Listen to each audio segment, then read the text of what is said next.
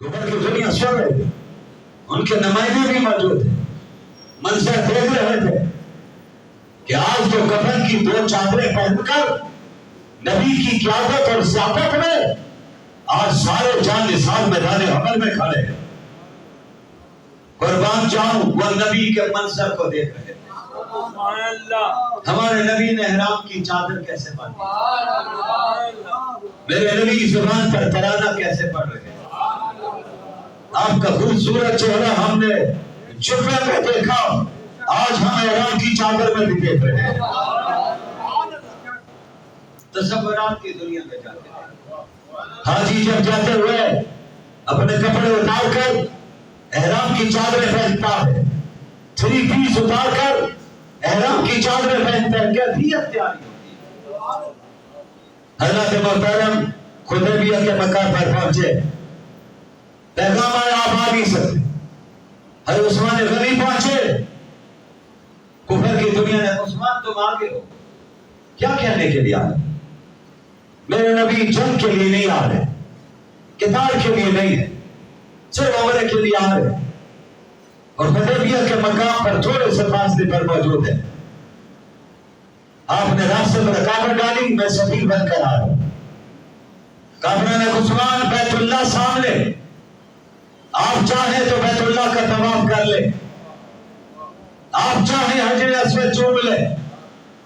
قربان جاؤں عثمان غنی کا ایمان پر۔ اور ادھر صحابی کی زبان سے جملہ نکلا، عثمان کتنے خوش نصیب،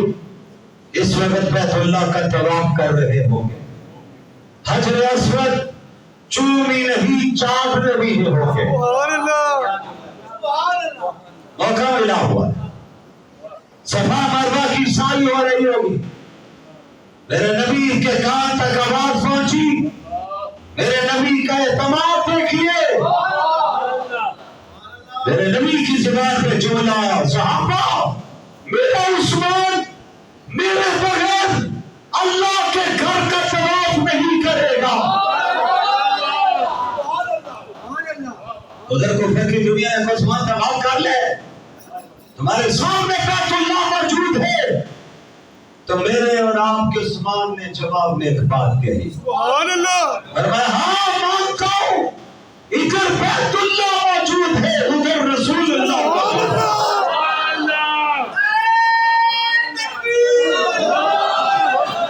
عثمان کو طواف کا مزہ تب آئے گا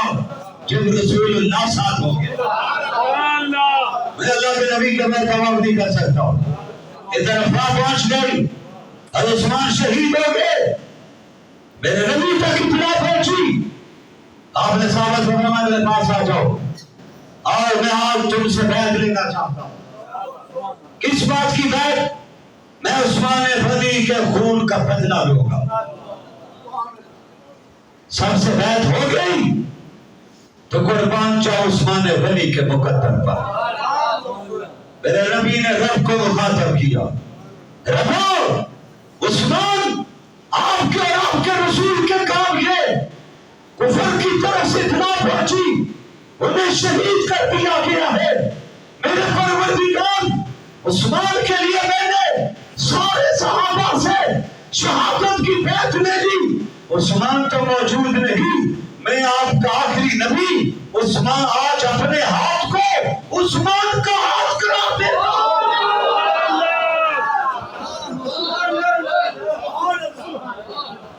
اس پر حضرت والد ماجد فرمایا کرتے تھے، عثمان غنی کروڑ مرتبہ بیعت کر لیتے، یہ مقام نہ ملتا جو مقام نبی نے اپنے ہاتھ کو عثمان کا ہاتھ کرا دیا۔ خوشی نے تیری قدروں کو دریا کر دیا، دل کو روشن کر دیا، آنکھوں کو بینا کر دیا، خود نہ پہنچو راہ پر اور رو کے ہادی بن گئے، کیا نظر تھی جس نے مردوں کو مسیحا کر دیا۔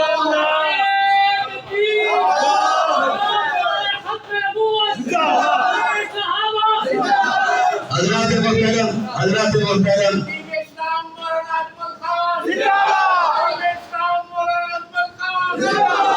محترم آج ملکیر احتجاج ہم نے بھی یہاں پر مظاہرہ رکھا ہے، اس میں سب انشاءاللہ شریک ہوں گے، لیکن آئیے ایک احتجاج یہ ہمارا ایمانی فریضہ ہے۔ ایک کام اور کیجئے، اور کچھ نہیں کر سکتے۔ جس نے قرآن چلایا اس کے مقابلے پر بھی ایک نوجوان آیا تھا جس نے آگے بڑھ کر اس پر حملہ کیا اور کافر کو جواب دیا کہ یہ نہ سمجھنا کہ مسلمان سو چکے، تمہارے سویڈن میں بھی مسلمان جاگ رہا ہے، اور انشاءاللہ وہ کافر اپنے انجام کو پہنچے گا۔ تو کام مارکیٹ میں جائیے، بڑے پلازوں میں سامان خریدنے لگے، جو چیزیں سویڈن فرانس کی بنی ہوئی ہوں ان سب کا بائیکاٹ کیا، بلکہ اس مالک کے پاس جا کر کے یہ چیزوں کو یہاں سے اتوا دیجیے، کرے گا انشاءاللہ۔ دوسرا کام کیا وہ فیصلہ کرے، وہ قرآن چلانا چاہتے ہیں، ہم قرآن پڑھنا شروع کر دیں، روزانہ پڑھیں، کہہ دو انشاءاللہ، ایک رکوع پڑھیں، ضرور پڑھیں انشاءاللہ۔ آخری بات، ہر نماز کے بعد ایک دعا تو کر سکتے کہ ربا جنہوں نے قرآن چلایا، جنہوں نے ان کی سرپرستی کی، اللہ ان کو اور ان کی نسلوں کو دنیا میں چلا دے، آمین اونچی آواز سے پڑھیں، دعا کیجئے اللہ ہم سب کی حاضری قبول فرمائے۔ اللہ جتنی دعائیں لے کر تیرے دروازے پہ پہنچے سب کی نیک حاجتوں کو پورا فرما دے، امتحان آزمائش سے حفاظت فرما،